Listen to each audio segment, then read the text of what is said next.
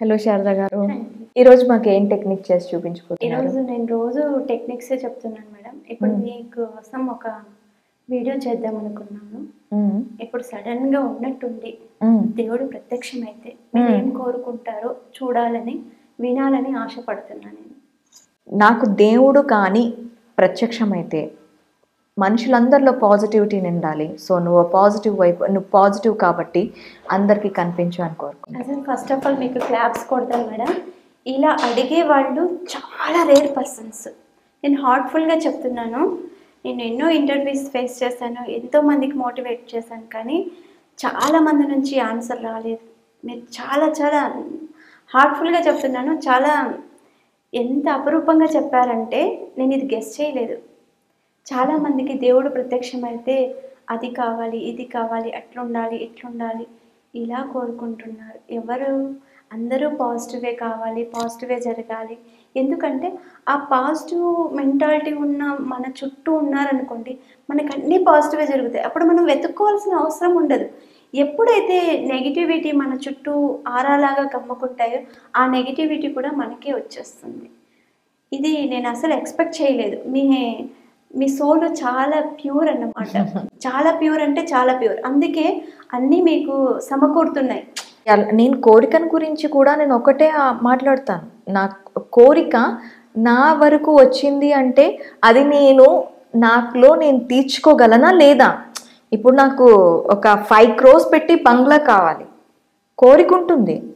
కాకపోతే ఆ 5 crores నేను, నా పిల్లలు, నా హస్బెండ్ సంపాదించుకోగలమా? ఎలా సంపాదించుకోగలం? సంపాదించిన దాన్ని నిలబెట్టుకోగలమా? వచ్చింది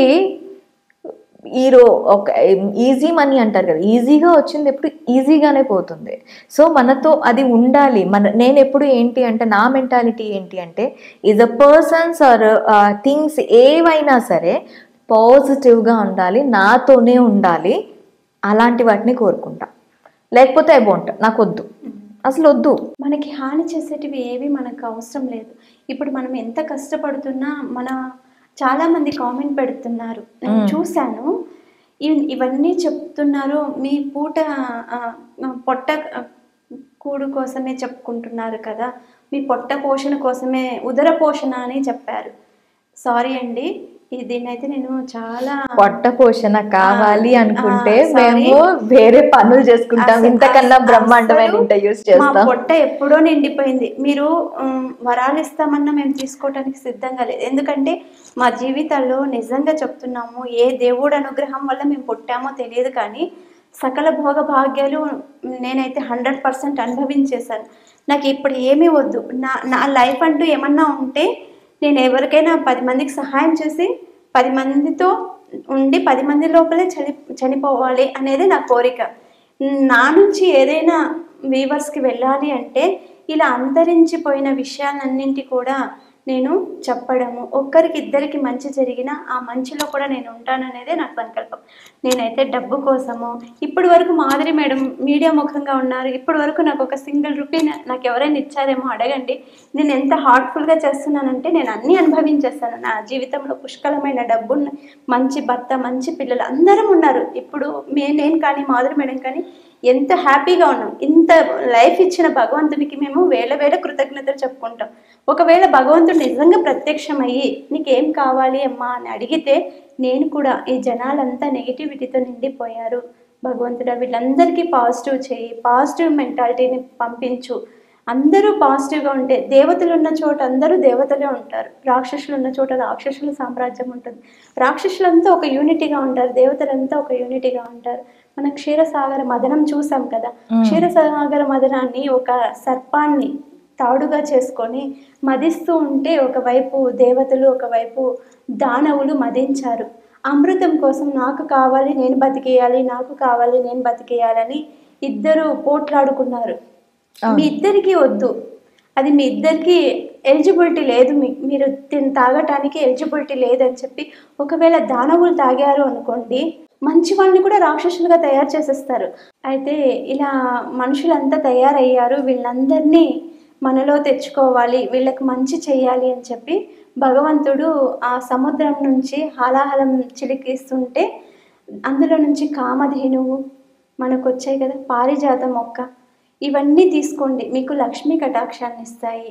మీరందరికీ లక్ష్మి ఉందనుకోండి, మీకు ఎటువంటి కష్టాలు ఉండవు, అన్ని భోగభాగ్యాలు అనుభవిస్తారు. ఎప్పుడైతే మనం భోగభాగ్యాలు అనుభవిస్తామో అప్పుడు మనకి వాటిపైన ఆలోచనలు రావు.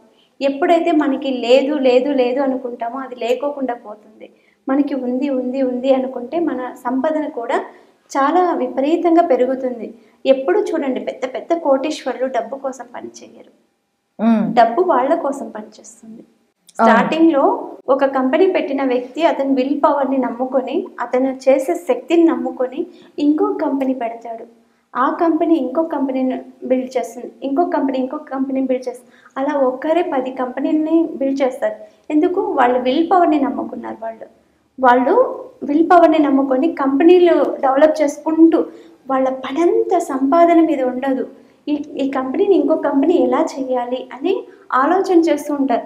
ఈ కంపెనీ ఇంకొక ₹1,00,00,000, ఈ కంపెనీ ఇంకో ₹1,00,00,000, అలా ప్రతి కంపెనీ నుంచి కోట్లు ఆ ఓనర్ వెంట పడుతూ ఉంటాయి. ఎప్పుడు ఆయన ఏమనుకుంటాడు, నేను ఇంకా ముందుకు తీసుకెళ్ళాలి.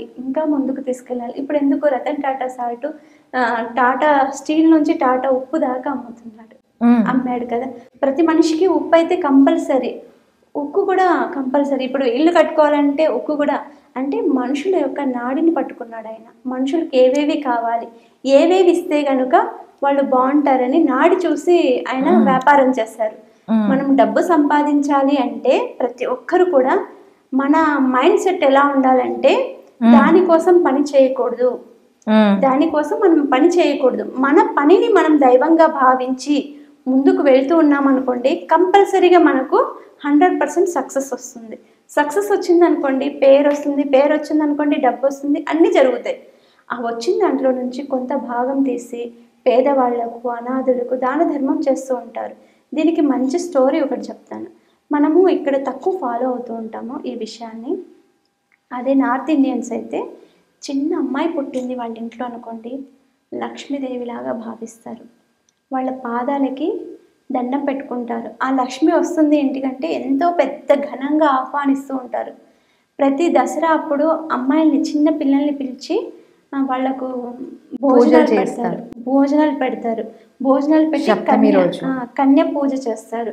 ఒక 5 మందిని కానీ 9 మందిని కానీ 20 వాళ్ళ స్తోమతని పట్టి తీసుకొచ్చి వాళ్ళకు బట్టలు పెట్టుకోవడం కానీ, గాజులు ఇవ్వడం కానీ, తాంబూలం ఇవ్వడం కానీ, వాళ్ళ పాదాలు కడగడం కానీ, ప్రతి అమ్మాయి కాలు కడిగి ఆ నీళ్ళని తల మీద వేసుకుంటారు. అంటే ఒక ఆడపిల్లని అంత జాగ్రత్తగా, అంత అపురూపంగా చూస్తారు. అదే ఆడదిని కూడా అంతే గౌరవిస్తారు. వాళ్ళు భార్యను తప్పితే వేరే ఆలోచనలు ఎందుకో తెలుసా, వాళ్ళ పేరెంట్స్ అలా మోల్డ్ చేసేస్తారు వాళ్ళని.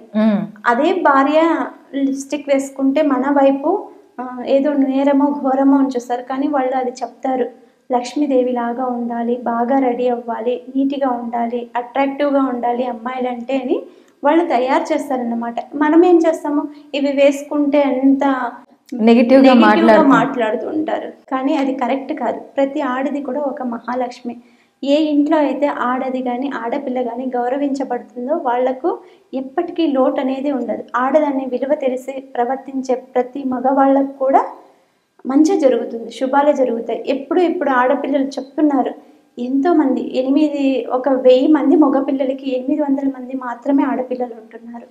1000 మంది మగపిల్లలకి 800 ఉంటే మిగిలిన 200 మంది పిల్లలకి ఆడపిల్ల ఎక్కడి నుంచి వస్తుంది? మగపిల్లోడే పుట్టాలి అని ప్రతి ఒక్కరు కూడా అబార్షన్లు చేయించేస్తున్నారు, అమ్మాయిలు వద్దు అని చెప్పి. మిగిలిన 200 మంది పిల్లలు ఎలా అవ్వరు కదా.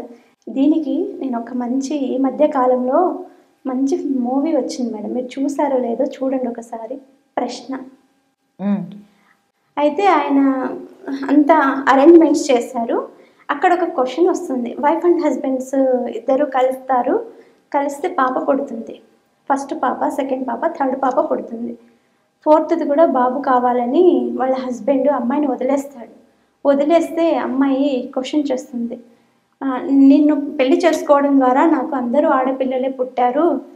అమ్మాయిని క్వశ్చన్ చేస్తాడు హస్బెండ్, అత్త మామలందరూ కూడా, నిన్ను పెళ్లి చేసుకోవడం ద్వారా నాకు అందరూ ఆడపిల్లలే పుట్టారు, నిన్ను వదిలేసి ఇంకొక దాన్ని పెళ్లి చేసుకుంటే నాకు మగపిల్లోడు సంతానం వస్తుందని చెప్పి అమ్మాయిని వదిలేసి నానా హింస పెడుతూ ఉంటాడు.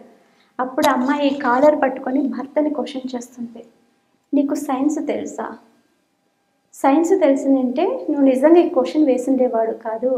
అదే నాకెందుకు కొడుకు ఇవ్వలేదు అని నేను కాలర్ పట్టుకొని నేను అడిగాను అనుకో, నువ్వేం సమాధానం చెప్తావు అని ల్యాబ్లో పరిశోధన చేసి, మెంటల్ అనువంశిక సిద్ధాంతం అని మనం ఇంటర్మీడియట్లో చదివి ఉంటాం. ఇది బయాలజీ బ్యాక్గ్రౌండ్ ఉన్న వాళ్ళకి బాగా తెలుసు.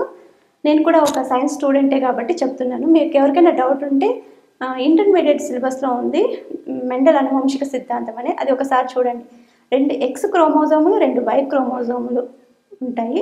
ఒక మనిషి ఆవిర్భవించాలి అంటే, ప్రత్యుత్పత్తి జరగాలంటే XY క్రోమోజోములు ఉండాలి. ఒక X ఒక Y క్రోమోజోములు కలిసినా కూడా రాదు. 2 Y క్రోమోజోములు 2 X క్రోమోజోములు వెళ్ళి అవి ప్రత్యుత్పత్తి జరిగితే Y క్రోమోజోమ్ కనుక అండంలో ప్రవేశించింది అనుకోండి, అప్పుడు మాత్రం బాబు పుడతాడు. X క్రోమోజోము Y క్రోమోజోమ్తో కలిసింది అనుకోండి, అప్పుడు పాప పుడుతుంది. ఇది సిద్ధాంతం ప్రకారం, సైన్స్ ప్రకారం ఆలోచన చేయాల్సింది. అది తెలియక అతను ఏం చేస్తాడంటే, నీ వల్ల నాకు కూతుర్లే పుట్టారు, కొడుకు పుట్టలేదని ఆ భార్యను వదిలేసి ఇంకొక ఆవిడ్ని పెళ్లి చేసుకోవడం ఎంతవరకు న్యాయం? సైన్స్ తెలియకపోతే అట్లీస్ట్ సైన్స్ తెలుసుకోండి.